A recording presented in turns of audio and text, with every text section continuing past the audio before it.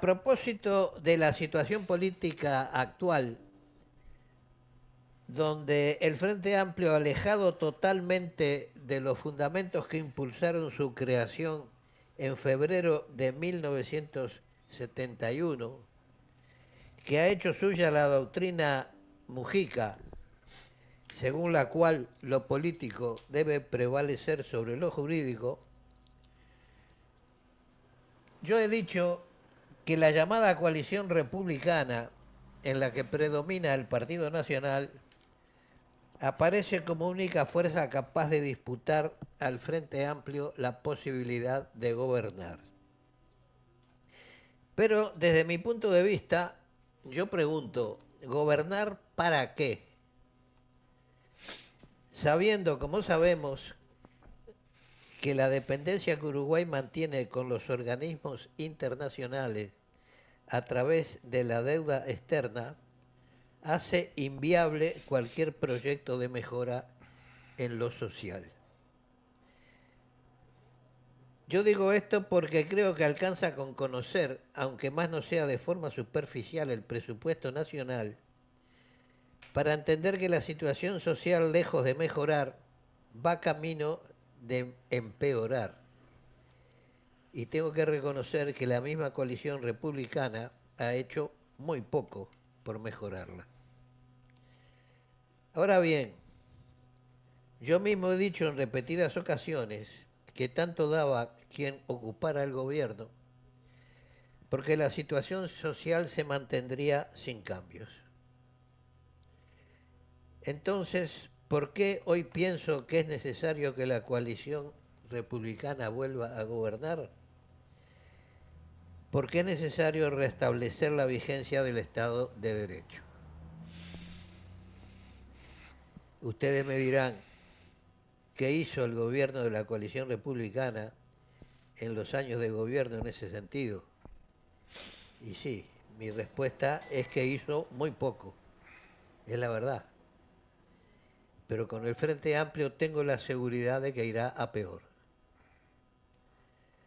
Alcanza con repasar los meses del actual gobierno para saber lo poco que al Frente Amplio le importa la Constitución y en general todo lo que tenga que ver con lo jurídico.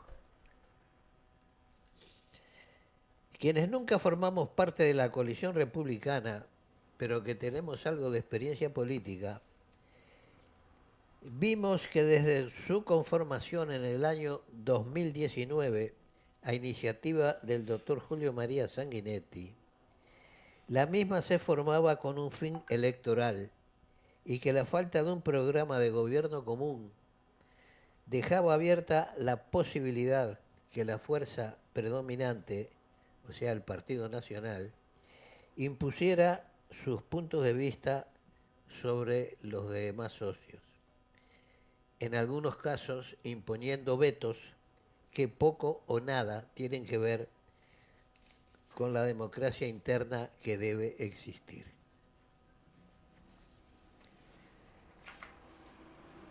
Que las derrotas enseñan más que los éxitos es una verdad innegable. Y tanto la coalición republicana como su fuerza mayoritaria, el Partido Nacional, así lo han entendido y han decidido abrir un periodo de autocrítica y replanteamiento de su accionar, fundamentalmente en su ámbito interno.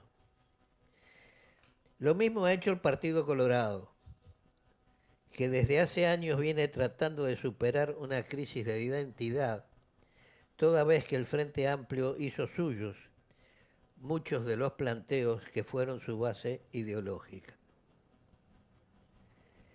La presencia en la Secretaría del Partido de Colorado de Andrés Ojeda, como fruto de un proceso de renovación interna que fue visto con desinterés por otros miembros del partido y que hoy cuestionan el accionar de su secretario general, ha reflotado la lucha interna por reivindicar la figura de José Valle y Ordóñez y por tanto de sus gobiernos, dejando de lado, al igual que los marxistas ortodoxos, que tanto Valle y Ordóñez como Marx fueron producto de su tiempo y de sus circunstancias, y que pretender traspolar su pensamiento a la actualidad es un grave error.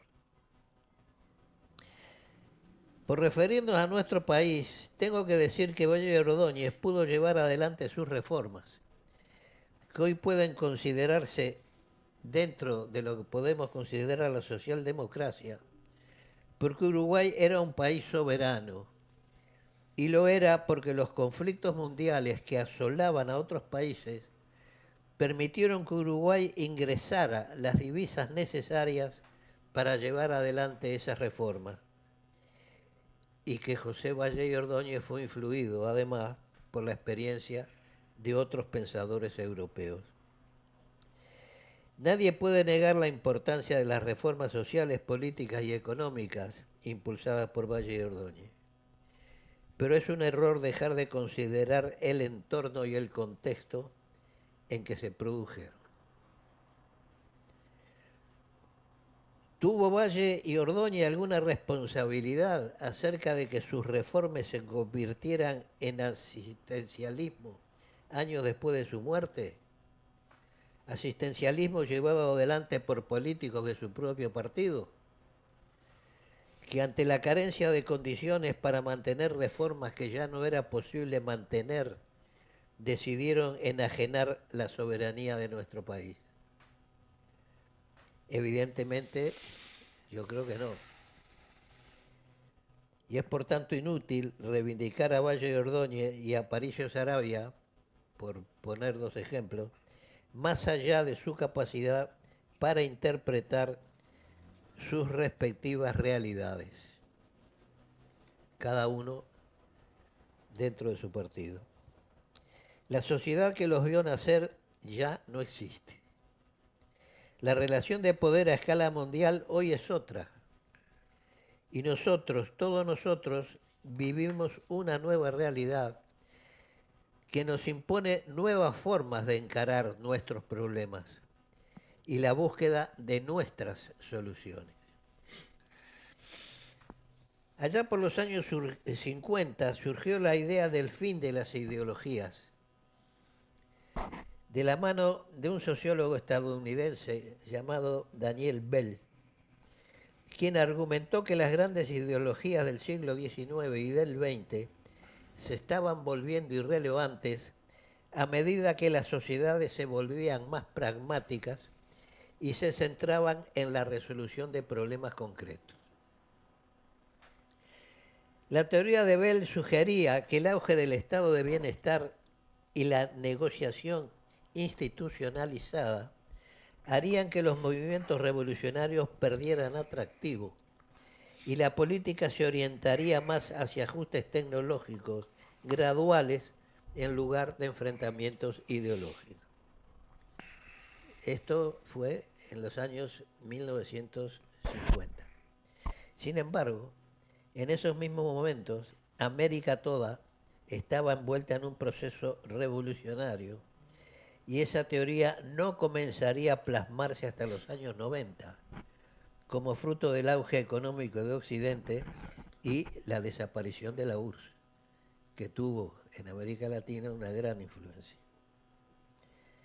La clase trabajadora dejó de ser el motor de la revolución y se integró al sistema a través del estado de bienestar, que de forma curiosa se cimentó sobre el endeudamiento de los países y no sobre políticas económicas reales. La Comunidad Económica Europea es un buen ejemplo de lo que digo. Pero esa ha sido la realidad de América Latina en general y de Uruguay en particular. Evidentemente no. Durante décadas hemos acusado a otros de nuestras desgracias sin analizar cuánta responsabilidad tenemos cada uno de nosotros.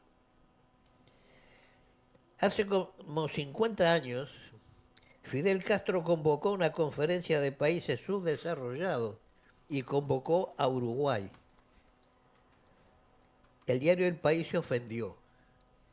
Uruguay no era un país subdesarrollado, dijo. Sin embargo, hoy estamos igual o peor que hace 50 años. ¿Por qué? Porque hemos enajenado la tierra y la industria, que hoy no producen ni para el mercado interno.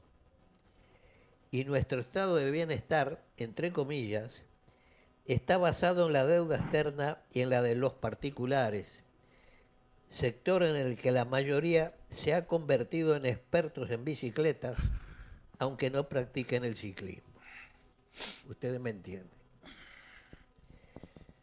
Nuestro evidente deterioro cultural, con sus consecuencias sociales y políticas, es un hándicap evidente que no podemos dejar de lado.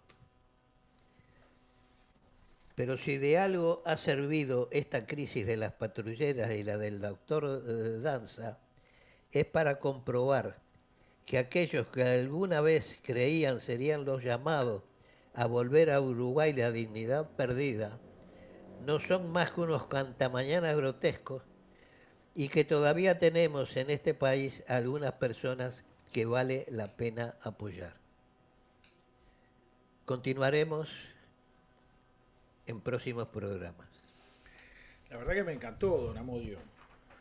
Esa comparación. Yo sí lo agradezco. No, porque esa comparación que hizo de que el Uruguay de aquella época y el actual, y si éramos subdesarrollados o no éramos subdesarrollados. Y estábamos mejor que ahora. Y claro, y fíjate vos que estábamos mejor, pero como ahora hay más consumo, ni se les ocurre hacer la guerrilla, ¿me entendés? Y porque no está el que daba manija con plata, que la fue quemando y se le cayó el muro, que fue Rusia, que usaba de títere a Cuba y algunos otros países más, pero para esta latitud era Cuba, dejaron de poder dar manija porque ya la juventud no les da bolilla. Porque no hay guerrilleros veteranos, viejitos con panza, ¿me entendés? Que puedan salir hoy de vuelta Cuando yo fui a España, que empecé a trabajar en una imprenta, sí, había un vendedor de papel que era italiano y hablábamos mucho de política. Y me dice, el Partido Comunista Italiano se terminó cuando los italianos empezamos a ir a las manifestaciones del 1 de mayo en automóvil. Y cierto, y cambiaron el nombre. Cuando cayó el muro, el Partido Comunista Italiano cambió su nombre, Partido Democrático o algo por el estilo. ¿Estamos de acuerdo, no? Ya dijeron, no, ni el nombre podemos tener. Por lo menos los de acá resistieron, el nombre lo usan, ¿no? Pero se han aburguesado. Y si lo mismo se dice que hizo Franco, que dijo yo dejo una sociedad de propietarios. ¿Ah, sí? Desconocida esa frase. Toda la inmensa mayoría de la población española tenía su pisito, su apartamentito, pequeñito. Sí, sí. Era una cosa similar a la que había hecho la Unión Soviética. Ajá. Tenía casa para todos, pero eran verdaderas cajas de zapatos. Sí. Mal construidos, fríos en invierno y pavorosamente calientes en verano. Pero ahora ya no hay más revoluciones. No. Ni en España, que están los independentistas de Barcelona, allá de la zona de esa Cataluña, ya es negocio ahora. Ahora vamos a negociar, hacemos fuerza. Claro. Están todos viviendo bárbaro. De la misma forma que se terminaron los golpes de Estado. Sí. La premisa por lo menos propiciados por los Estados Unidos ya. Claro. Antes para imponer una determinada línea económica se cambiaba el gobierno. No, pero es más fácil. Hoy no. Hoy compras no a la necesario. izquierda, que es más fácil que comprar a la derecha. Sale más barata a la izquierda para comprarla. ¿Entendés? Entonces vos agarrás y son los tipos que te hacen la defensa.